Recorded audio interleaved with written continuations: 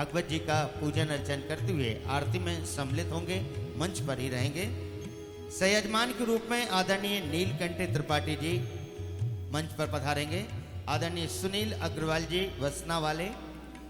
Science college ground की पवित्र धरती पर आयोजित ये पावन कथा, जिसमें हम सभी सम्मिलित होते हुए अपने जीवन को कृतार्थ कर रहे हैं। आरती के लिए आदरणीय चंचला स्याई एवं मानस जी से मैं निवेदन करूंगा कि मंच पर पधारेंगे। छत्तीसगढ़ जीव जंतु कल्याण समिति से आदरणीय अध्यक्ष श्री निर्मल सिंह जी से निवेदन मंच पर पधारें। उपाध्यक्ष सम्मानीय पद्माकर मिश्रा जी से निवेदन मंच पर पधारेंगे। आदरणीय पवन अग्रवाल जी, आदरणीय अनिल अग्रवाल जी, सम्मानीय कन्हैया अग्रवाल जी, सम्मानीय सौरभ अग्रवाल, आदरणीय मनीष चौधरी जी और आदरणीय अमित अग्रवाल जी से निवेदन कृपया शीघ्रता से मंच पर पधारेंगे, कतारबद्धता के साथ खड़े हो जाएंगे और आरती में सम्मिलित होंगे। पंडाल में उपस्थित आप सभी भक्तों से भी निवेदन, जो जहां विराजमान हैं वहीं पर अपने स्थान पर खड़े हो जाएं। आज प्रथम दिवस की पावन बेला, आज से लगातार 7 दिवसों तक हम श्रीमद् भागवत कथा का दर्शन श्रवण करते हुए अपने जीवन को कृतार्थ करेंगे। पूज्य देवी चित्रलेखा जी के पावन सानिध्य में, उन्हीं की सुमधुर वाणी में। प्रथम दिवस का पावन शुभ अवसर और हम सभी प्रारंभिक आरती का दर्शन श्रवण करेंगे। आरती के लिए जिन भक्तों का नाम उद्घोष किया गया है, कृपया कतारबद्धता में खड़े हो जाएंगे। आप सब भी जो भी पंडाल में उपस्थित हैं, अपने मन में, अपने हृदय में विराजमान बांके बिहारी जी का ध्यान करें, सुमरन करें और ताली सेवा करते हुए आरती का आनंद लें। आइए एक बार सभी लोग दोनों हाथ उठा के जोरदार जयकारे के साथ बोलिए वृंदावन बिहारी लाल की जय। श्री कृष्णा, जय गौ माता। ओम ज्वालामालिन्यै नमः, रत्नेश्वर्यै नमः, सर्वोपचारार्थकं दक्षतवस्पाणिं समर्पयामि। ओम चंद्रमा मनसो जातश्चक्षुः, सूर्यो अजायत, श्रोत्राद्वायुश्च प्राणश्च मुखां दग्निराजायत। आरती अति पावन पुराण की, आरती अति पावन पुराण की, धर्म भक्ति विज्ञान खान की, विज्ञान खान की, महापुराण भागवत निर्मल, महापुराण भागवत निर्मल, सुख मुख विगलित निगम कल्पो फल, सुख मुख विगलित निगम कल्प फल, परमानंद सुधारसमय कल, परमानंद सुधारसमय कल, लीलारती रस रस निधान की, लीलारती रस रस निधान की, आरती अति पावन पुराण की, आरती अति पावन पुराण की, कलिमल मथनि त्रिताप निवारिणी, कलिमल मथनि त्रिताप निवारिणी, जन्म मृत्युमय भव भयहारिणी, जन्म मृत्युमय भव भयहारिणी, सेवक सतत सकल सुखकारिणी, सेवक सतत सकल सुखकारिणी, तुम हो सदी हरि चरित गान की, तुम हो सदी हरि चरित गान की, आरती अति पावन पुराण की, आरती अति पावन पुराण की, विषय विलास विमोह विनाशिनी, विषय विलास विमोह विनाशिनी, विमल विराग विवेक विकासिनी, विमल विराग विवेक विकासिनी, भगवत तत्परश प्रकाशिनी, भगवत तत्परश प्रकाशिनी, परम ज्योति परमात्म ज्ञान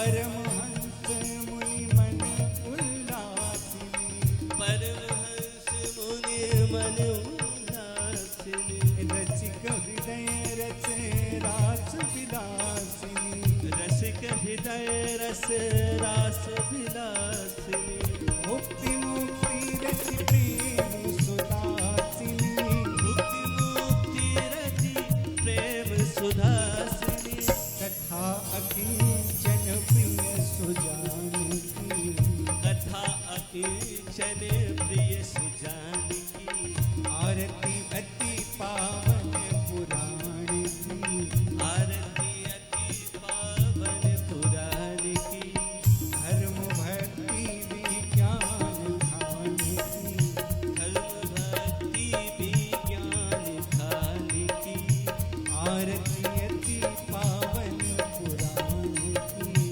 आरती अति पावन पुराण की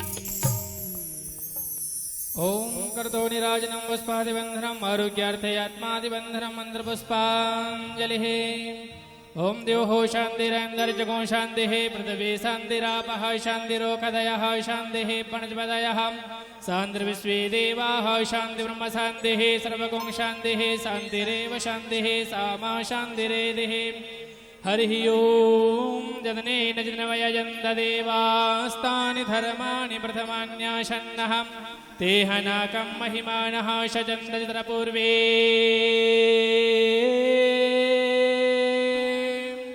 साध्याः शन्ति देवाः हरिः ओम एकदन्ताय विद्महे वक्रतुण्डाय धीमहि तन्नो दन्तिः प्रचोदयात् हरिः ओम गणेऽम्बिकायै च विद्महे कर्मसिद्ध्यै च धीमहि तन्ना गौरिः प्रचोदयात् हरिः ओम गहुषुरभ्यै च विद्महे सर्वशक्त्यै च धीमहि तन्ना कामधेनुः प्रचोदयात् मल्ले भवन्मौलिगले दले च मालां विशालां तुलसीदलेन सपुष्कराणां सुमनोहराणां मनोहराणामुपसर्पयामि नानासुगन्धपुष्पाणि यथा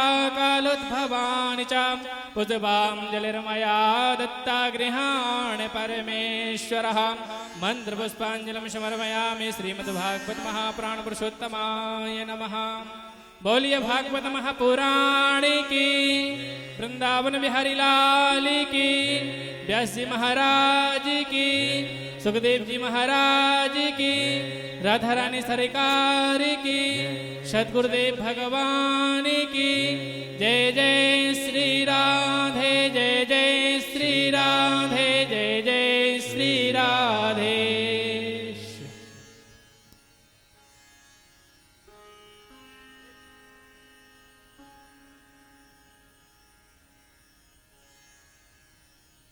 कथा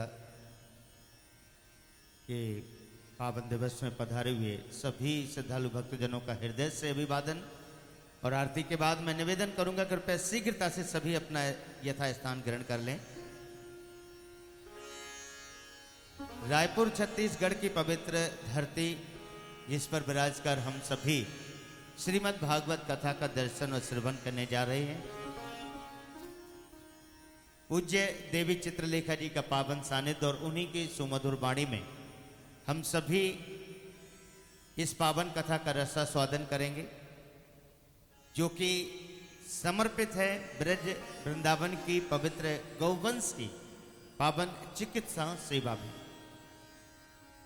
गौ सेवा धाम अस्पताल एंड रिसर्च सेंटर जो कि होडल हरियाणा की पवित्र धरती पर स्थापित है और संचालित है पूज्य देवी चित्रलेखा जी के पावन सानिध्य में, जहां से रोज प्रतिदिन लगातार कई गौवंश की पावन चिकित्सा सेवाएं समर्पित की जाती हैं।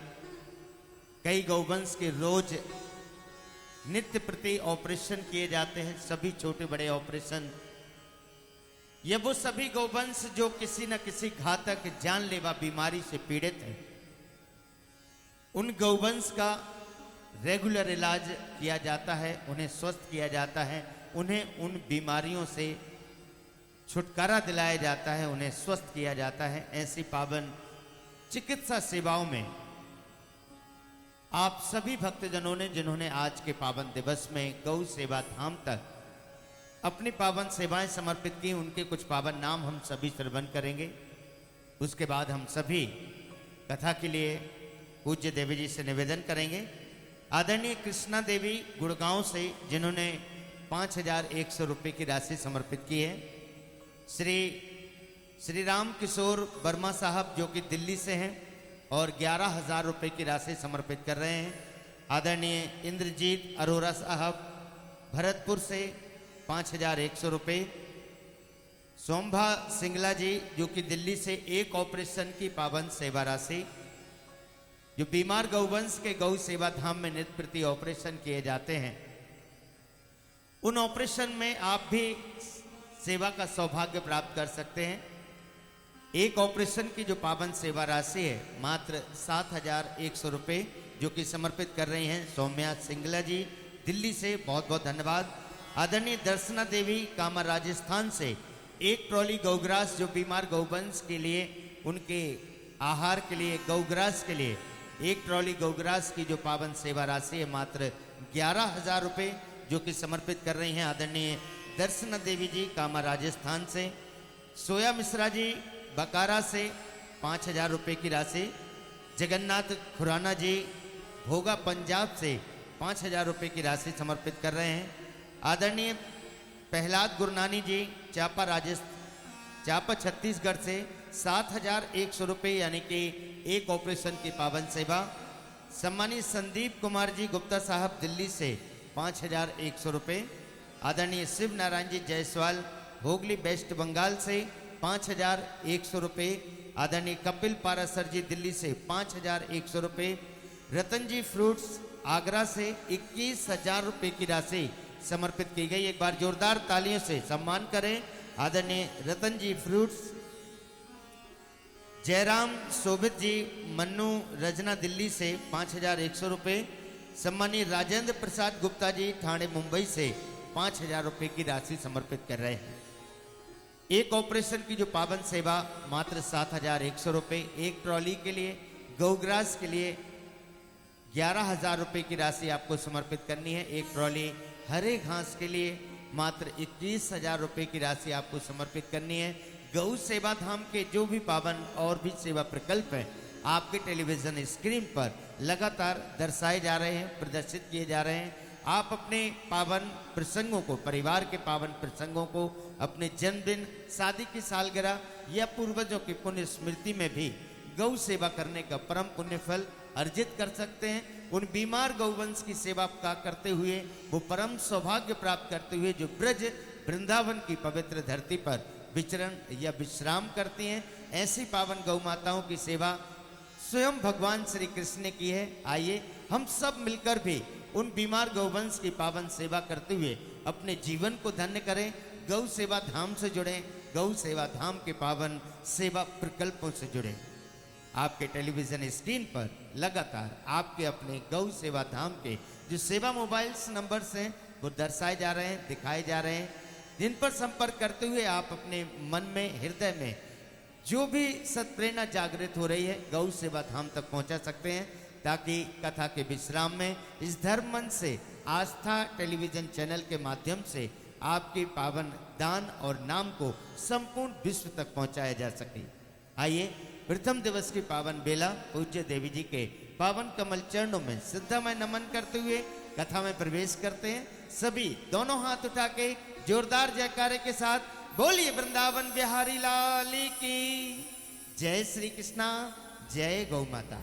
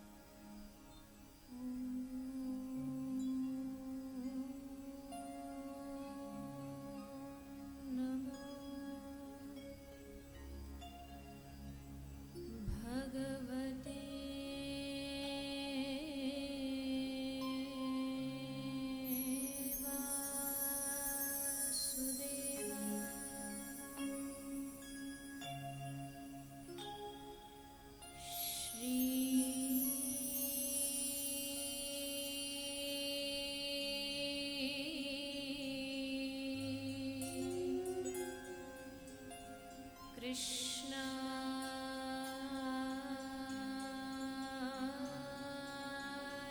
नमः।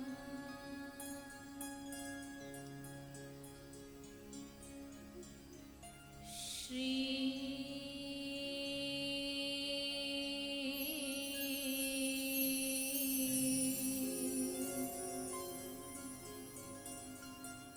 गुरुवे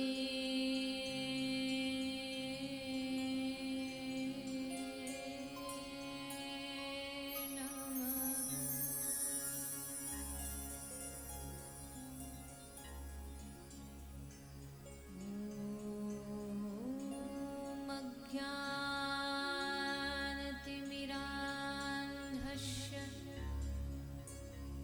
ज्ञानञ्जनशलाकया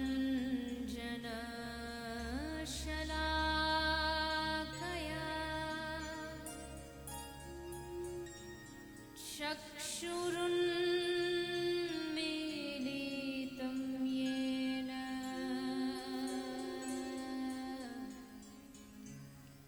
तस्मै श्री गुरुवे नमः।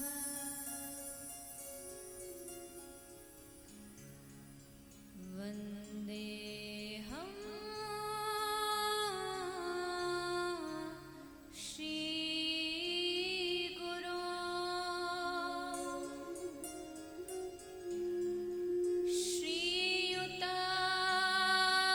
श्रीयुतापदकमलं श्रीगुरून् वैष्णवांश्च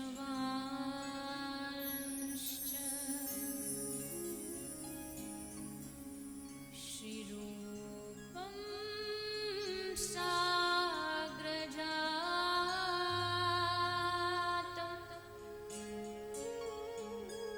सहगना रघुनाथान्वितं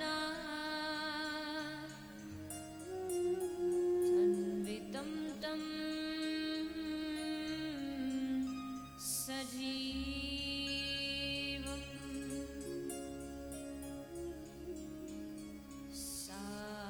साद्वैतं सावधूतं परिजनसहितं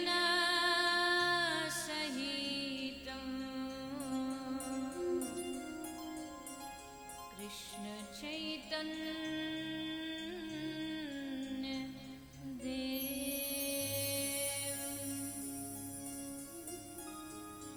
श्री राधा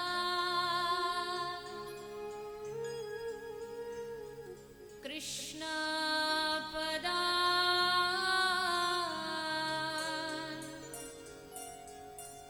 सहगना ललिता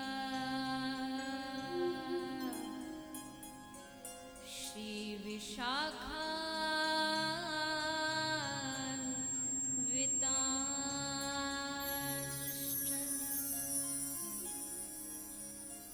हे कृष्ण करुणा सिंधो दीनबंधो जगत्पते गोपीश गोपिकान्त राधाकान्त नमोऽस्तुते। श्री कृष्ण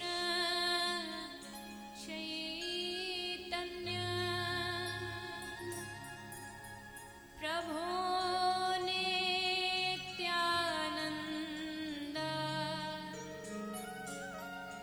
श्री अद्वैत गदाधर शिवशादी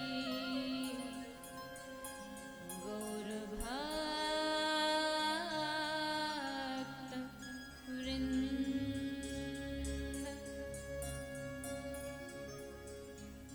हरे कृष्णा कृष्णा कृष्णा हरे हरे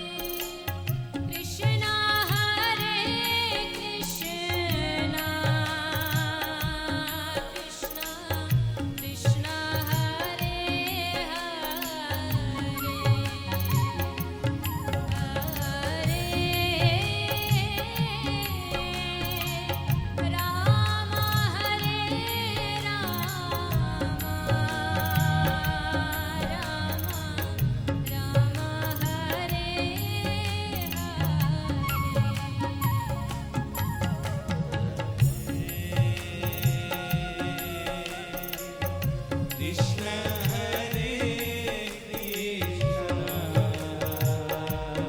कृष्ण कृष्ण हरे हरे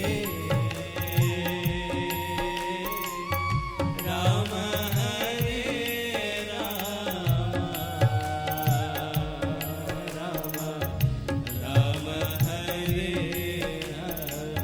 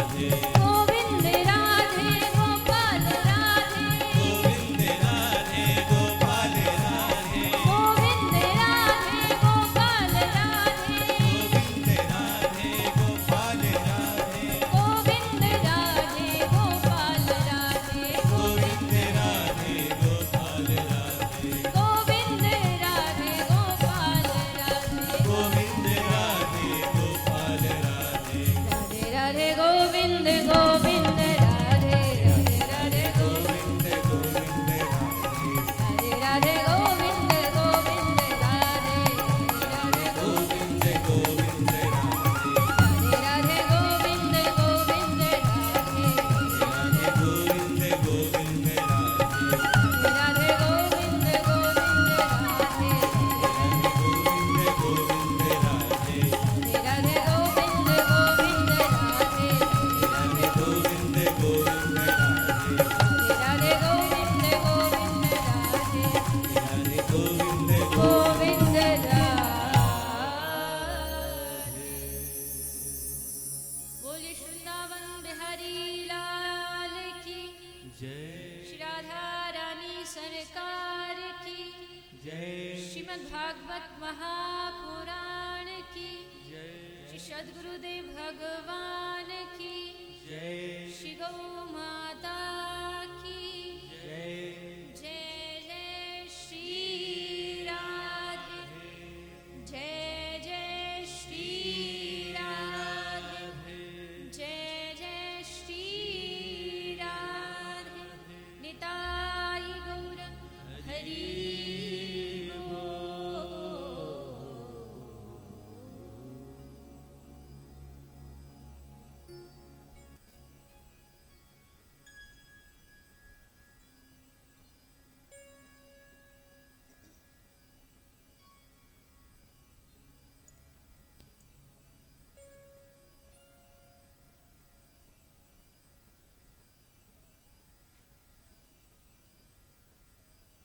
आइए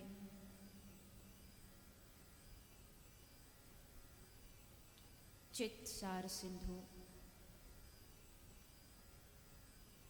सर्वस्व भगवान श्री राधा गोविंद के चरण कमलों का ध्यान करते हुए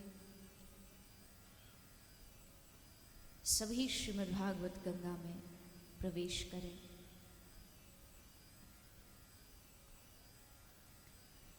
सभी हरि भक्तों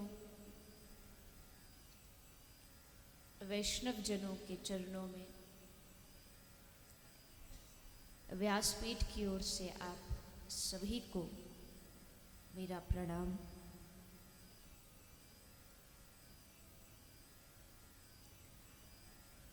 आज कथा के प्रथम दिवस में आप हम सभी भाव और श्रद्धा से प्रवेश करें।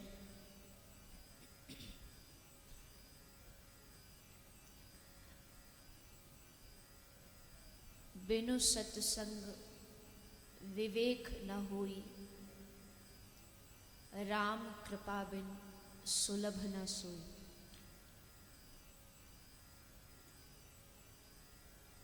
बिना सत्संग के जीवन की प्राप्ति नहीं होती और सत्संग बिना प्रभु के कृपा के प्राप्त नहीं होता।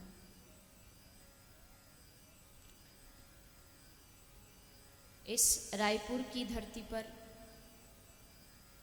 श्रीमद् भागवत का आयोजन प्रथम बार हो रहा है और ये बात यहाँ सिद्ध हो जाती है कि जहाँ प्रभु की कृपा होती है वहीं पर भगवान की कथा हो सकती है। 3 दिन में ही कथा का स्थान भी बदला, कुछ कथा के आयोजक भी बदले और 3 दिन में सब अदला बदली होके आज हम यहाँ पंडाल में बैठे। मुझे तो जब एयरपोर्ट से उतर गए तब पता चला था कि स्थान बदला है।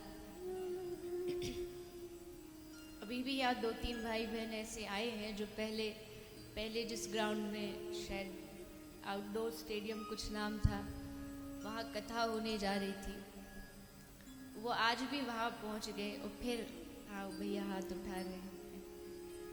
वो पहले वहां पहुंच गए, उसके बाद यहाँ पहुंचे हैं।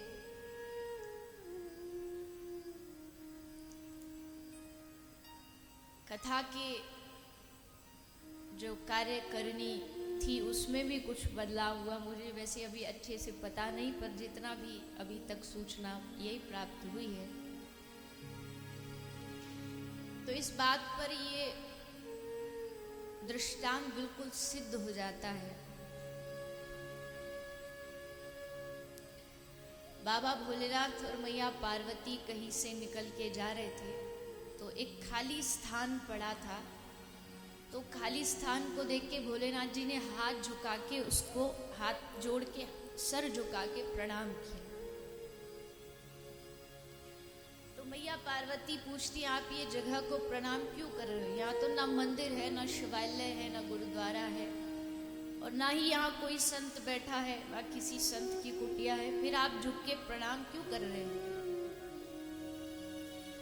तो बाबा भोलेनाथ कहते, पार्वती यहाँ हजारों वर्ष पहले भगवान की कथा का आयोजन हुआ था, इसलिए स्थान को प्रणाम कर रहा हूं। मैया ने कहा अच्छा। फिर थोड़ी और आगे बढ़े, फिर बाबा ने हाथ जोड़े और फिर झुक के प्रणाम किया। तो मैया पार्वती ने उत्सुकता से फिर पूछा, महाराज यहाँ भी क्या पहले कथा का आयोजन हुआ है?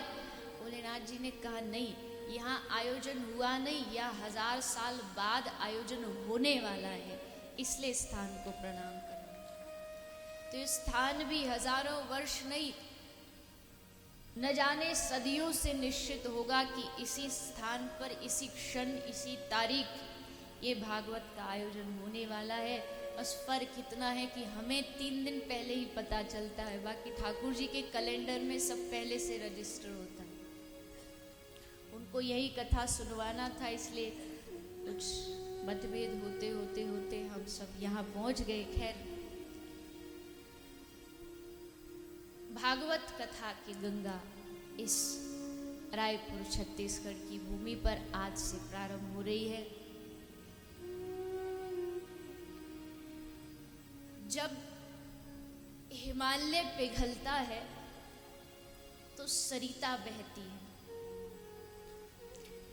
जब हिमालय पिघलता है तो जल की धारा बहती है, और जब कभी व्यास जी और सुखदेव जी, तुलसीदास जी जैसे संत पिघलते हैं तो भगवान के सत्संग की धारा बहती है। और उस धारा में, उस सरिता में हम सब भक्तगणों को डुबकी लगा करके अपने जीवन को धन्य करने का सुअवसर प्राप्त होता है। भागवत क्या है? यद वैष्णवा नाम धन। भागवत क्या है? भागवत वैष्णवों का धन है। आपसे कोई पूछे आपकी प्रॉपर्टी कितनी है, आपका बैंक बैलेंस कितना है, उस सब का लेखा जोखा होता है, आपके पास भी और सरकार के पास भी। लेकिन सरकार उन्हीं चीज़ों को गिनती है जो उनको दिखाई देता है। इतना धन इस अकाउंट में है, इतना सोना है, इतनी ज़मीन है। पर भक्त क्या कहता है? भक्त कहता है ना तो हमारे पास धन है, ना दौलत है, ना ज़मीन है, ना जायदाद है। हमारे पास अगर कोई धन है और वैष्णवों के पास कोई सच्चा खजाना है तो भगवान की कथा ही सच्चा धन है। वही खजाना है एक भक्त के पास। यद वैष्णवानाम धनम। इन 7 दिनों में सत्संग में हम प्रवेश करेंगे, और कुछ ऐसा समय हमें भगवान ने दिया है जहां हम बिना चिंता के, बिना टेंशन के, सब व्याधाओं से मुक्त होके 3 घंटे बैठ करके यहाँ थोड़ी देर सोच सकते हैं। क्या सोच सकते हैं? कि कितना हमने अब तक पा लिया और कितना पाना अभी बाकी। कितना हम उनकी ओर चल चुके हैं और कितना चलना अभी बाकी है। ये कुछ एक समय हमारे पास है, दौड़ भरी टेंशन भरी दुनिया से निकल के थोड़ी देर आकर के भगवत चरणों में बैठ के आराम से शांति से अपने आप को खोजने की, अपने आप को पाने की। क्योंकि काम धंधा हमारे पास कुछ है नहीं, लेकिन हमसे ज्यादा बिजी कोई नहीं। आज के समय में आप किसी से भी पूछो भैया कथा में चलिए तो क्या कहेंगे? बहुत व्यस्त है, बहुत बिजी है। जबकि आप पुराने समय में देखिए ना तो गाड़ियां होती थी, ना टेलीफोन होते थे, ना मशीन होती थी, फिर भी इतना समय होता था आदमी के पास। और आज का आदमी हर चीज टेक्नोलॉजी से करता, फिर भी उसके पास समय नहीं। एक सुकून पाने के लिए न जाने कितनी बेचैनियां पाल ली, और लोग कहते हैं हम बड़े हो गए और हमने जिंदगियां संभाल ली। हम समझते अरे वाह हम बढ़ते जा रहे हैं, हम तरक्की की ओर बढ़ रहे हैं, लेकिन वास्तविकता तो ये है कि कहीं ना कहीं हम अपनी शांति का हनन कर रहे हैं। कोई तो समय हो जब हमारे मन में कोई चिंताएं ना हो और थोड़ी देर बैठ करके हम आराम से अपने जीवन के बारे में विचार कर सकें। और कथा ही वो स्थान है जो आपकी सब चिंताओं से मुक्त करा के खोया हुआ धैर्य आपको वापस दिलाती है, आपकी लुटी हुई मानसिकता आपको वापस दिलाती है। ईर्ष्याओं की दीवारें गिरा करके प्रेम जो बांटती हो, उसी का नाम कथा है, उसी का नाम सत्संग है। मोक्ष का पता नहीं, लेकिन भगवान की कथा बहुत लोगों के जीवन में क्रांति लेके आई। बहुत लोगों के जीवन को भगवान की कथा ने बदला है। क्योंकि कथा केवल बोलने के लिए नहीं है, कथा हमारे दिल को खोलने के लिए, हमारे हृदय की सब दरवाजों को खोल देती है। और जब दरवाजे खुल जाते हैं तब वो भगवान जो हमसे कहीं दूर थे, वो भगवान कानों के द्वारा हमारे हृदय में प्रवेश करते हैं। द्वार खोलने पड़ेंगे तभी तो भगवान आएंगे। अब दरवाजा ही बंद है, ठाकुर जी देखते इसका दरवाजा बंद, तो आते आते देख के लौट जाते हैं। हमने सब दरवाजे बंद किए, लेकिन अब समय है कान के दरवाजों को खोल दे। अलम विषय वार्तया, दुनिया की निंदा बहुत सुनी, अब प्रभु आपकी कथा का हम रसास्वादन करेंगे। अपने हृदय में भगवान को विराजमान करने के लिए ये भागवत कथा का आयोजन आपके इस धरा पर किया गया।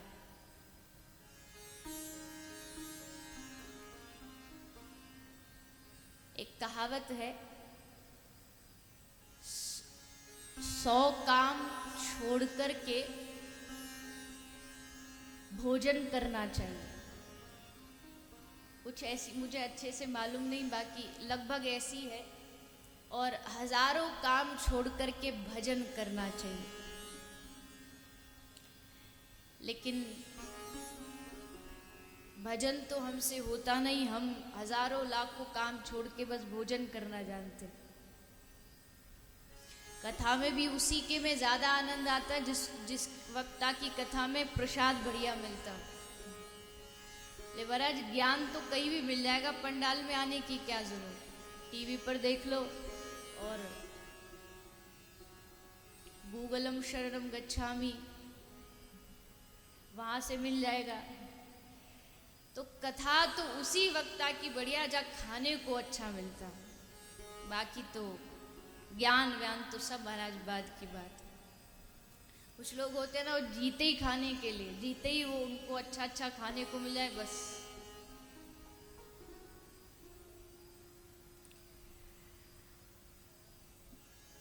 स्कूल की वो घंटी बजी, इंटरवल हुआ तो बच्चा अपना टिफिन खोल के बैठा है भोजन करने के लिए। कुछ मैया ने सुंदर सुंदर बना के अपने लाडले के लिए रखा है। तो ये सामने मास्टर जी आ गए। मास्टर जी ने जैसे टिफिन देखा तो मास्टर जी आज अपना टिफिन लाना भूले हैं। तो छोरा को कहते, ला बेटा आजा, तू हमारे साथ बैठ जा, चल आज साथ साथ खाएंगे। अब दोनों सामने आमने सामने बैठे। अब बेटा को तो हाथ लगाने नहीं दिया मास्टर जी, सब अपने आप ही सब स्वाहा सब हो गया। अब सोचा ये बच्चे ने तो नहीं खाया, अब इसकी मैया पूछेगी घर जाके कि टिफिन रोज तो बच के आता था, आज कैसे खा ली। तो मास्टर साहब कह रहे बेटे को, बेटा घर जाके अपनी मैया को मत बताना, मम्मी को मत बताना कि मास्टर जी टिफिन खा गए। तो बेटा भी बड़ा चालाक था, बोला नहीं नहीं मास्टर जी, हम अपनी मम्मी को बोल देंगे, मम्मी हमारे टिफिन को आज डॉगी खा गया, आज डॉगी सारा खाना खा। कुछ जीते खाने के लिए है, कुछ जीते भोजन के लिए है, लेकिन कुछ कथा मात्रेक जीवनम, कुछ जीते हैं तो केवल और केवल भगवान की कथा के लिए। उस सत्संग के द्वारा हम सब, आप सब श्रोता यहाँ पधारे हैं, प्रार्थना करें भगवान से, हे प्रभु, हम यहाँ आपसे किसी वस्तु की मांग के लिए नहीं आए हैं। हम यहाँ इसलिए नहीं आए हैं कि हमारा काम धंधा अच्छा चले। हम यहाँ इसलिए नहीं आए हैं कि हमारे छोरा को नौकरी लग जाए। हे प्रभु, हम आपकी इस कथा में और आपके चरणों में बस इसलिए आए हैं कि अगर हमारे घर में 5 सदस्य है तो हे प्रभु, जब 7वें दिन मैं इस पंडाल से उठूं तो 6वां सदस्य मेरे घर में आप बन कर के आ जाए। मैं आपसे अपना रिश्ता जोड़ने आया हूं, मैं आपसे अपना नाता जोड़ने आया हूं। रिश्ता जोड़ना है कि नहीं जोड़ना? किस किस को जोड़ना है? रिश्ते जोड़ना, संबंध भगवान से जोड़ने के लिए हम यहाँ पधारे हैं। हमारा लक्ष्य यही है कि इस कथा को सुनने के पश्चात हे प्रभु, हम आपके और नजदीक आ जाए और समीप आ जाए और अपने हृदय की सारी जो कलमश है, हृदय के सारे जो मैल है, वो सब इस कथा से धुल जाए और हम अपनी बुराइयों को त्याग करके आपके चरणों को प्राप्त कर लें। इसी भावना के साथ ये कथा मानव नहीं प्रकट करती,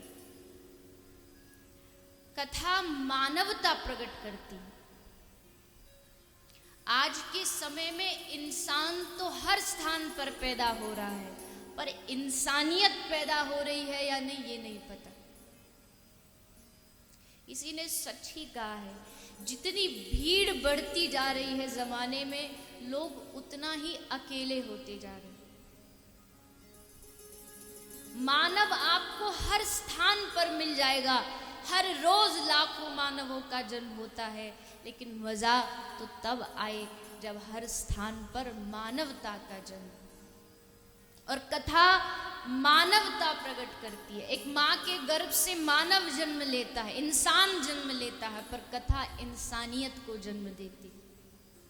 कई बार लोग पूछते, क्या आवश्यकता है कथा के लिए इतने आयोजन करने की, इतना खर्चा करने की, इतनी व्यवस्थाएं करने की? ये आपको आज नहीं पता पड़ेगा, इस कथा का परिणाम आपको 100 साल बाद दिखाई देगा। तब मालूम पड़ेगा कि आखिरकार कथा क्यों कराई जाती है।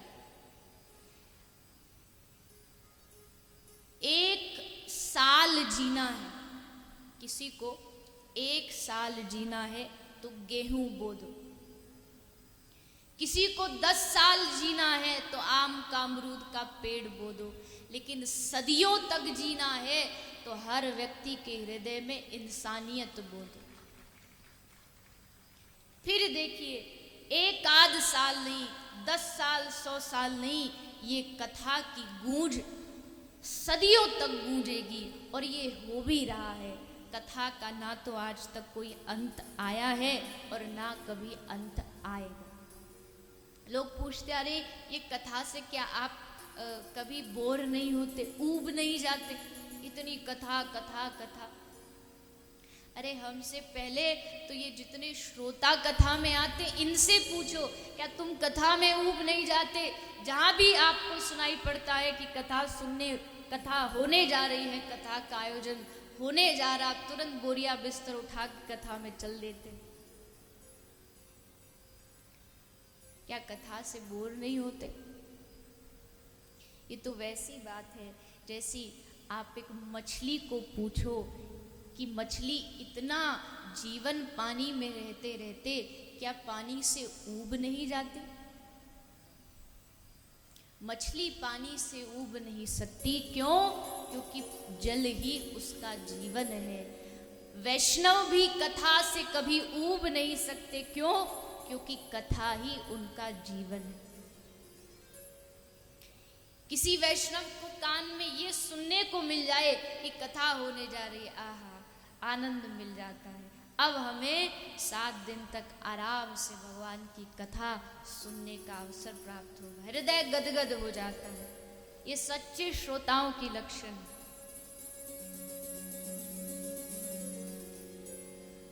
कथा सुनने को मिल जाए तो रोम रोम पुलकित हो जाता है। क्यों? क्योंकि पता है कथा में जाएंगे तो क्या होगा। जब 2 शराबी मिलते हैं तो शराब की बातें होती है। 2 जुआरी मिलते हैं तो जुआ की बात होती है। 2 नेता मिलते हैं तो नेतागिरी की बात होती है। और जब 2 भक्त मिलते हैं तो हरि कथा रूपी पुत्री का जन्म होता है। 4 मिले 64 खिले, 20 रहे कर जोड़, हरिजन सो हरिजन मिले, बिहसे 7 करोड़। मतलब समझे? मतलब है 4 मिले। जब 2 भक्त मिलते हैं तो क्या होता? 4, 2 आंख एक भक्त की, 2 आंख एक भक्त की। 4 मिले 64 खिले। जब दोनों मिलते हैं तो गदगद हो जाते हैं। अरे वाह, आइए आइए पधारिए। अब बैठ कर के आराम से थोड़ी देर भगवान की चर्चा करेंगे। एक दूसरे का दर्शन करके हंसी निकल आती है तो 32 इनके खिल जाते, 32 उनके खिल जाते। 4 मिले 64 खिले, 20 रहे कर जोड़। जब वैष्णव मिलता है तो कैसे मिलता है? संसारी मिलते हैं तो सब हाथ मिलाते, पर जब वैष्णव मिलेगा वो हाथ जोड़ करके राधे राधे, जय श्री कृष्णा, प्रणाम, जो भी हाथ जोड़ के करे। 20 रहे कर जोड़, 10 उनके 10 उनकी। हरिजन सो हरिजन मिले, बिहे से 7 करोड़। और जब दोनों एक दूसरे को देखते हैं तो रोम रोम खिल उठता है। 3.5 करोड़ एक के रोम को, 3.5 एक के रोम को खिल उठते हैं कि अब तो आनंद से भगवान की कथा का रसास्वादन करें। इसलिए इस सत्संग में कुछ लोग जिनका जीवन कथा है, भोजन ना मिले तो चलेगा लेकिन भगवान की कथा ना मिले तो वो जी नहीं सकते।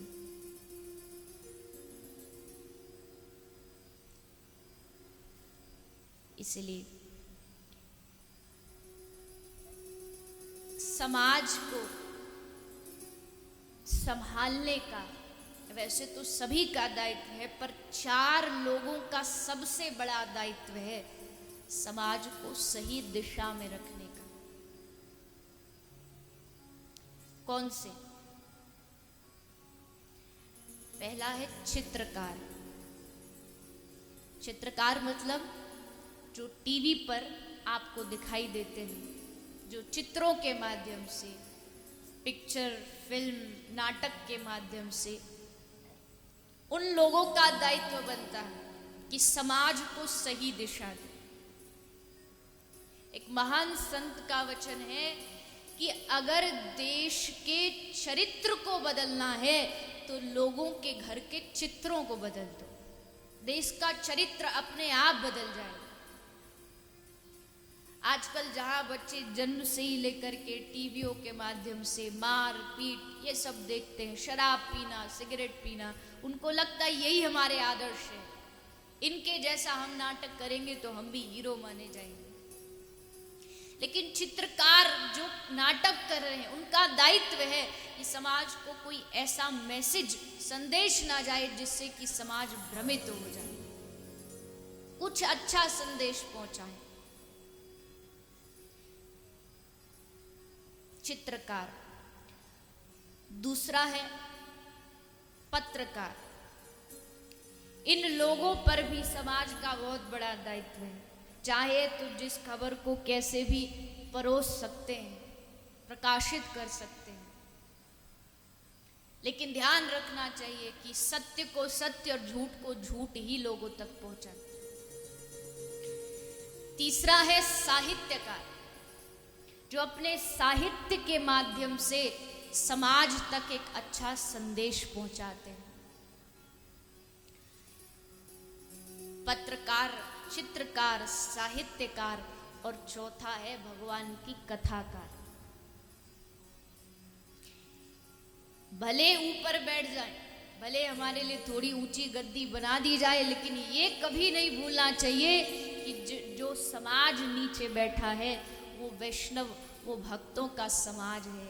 कुछ ऐसा शब्द न निकल जाए जिससे इन भक्तों का, वैष्णवों का अपमान हो जाए, क्योंकि यहाँ से जो बात निकलती है उसको लोग बड़ी श्रद्धा से स्वीकार करते हैं। आवश्यक है हर कथाकार को ये ध्यान रखने की कि हम क्या समाज तक पहुंचा रहे हैं अपने संदेशों के माध्यम से।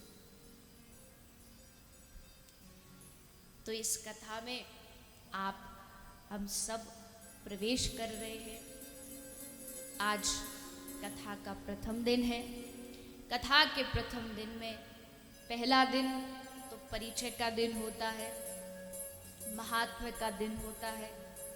सिर्फ आपस में कुछ चर्चाएं होती है कि जो कथा आप 7 दिन तक श्रवण करने जा रहे हो उस कथा का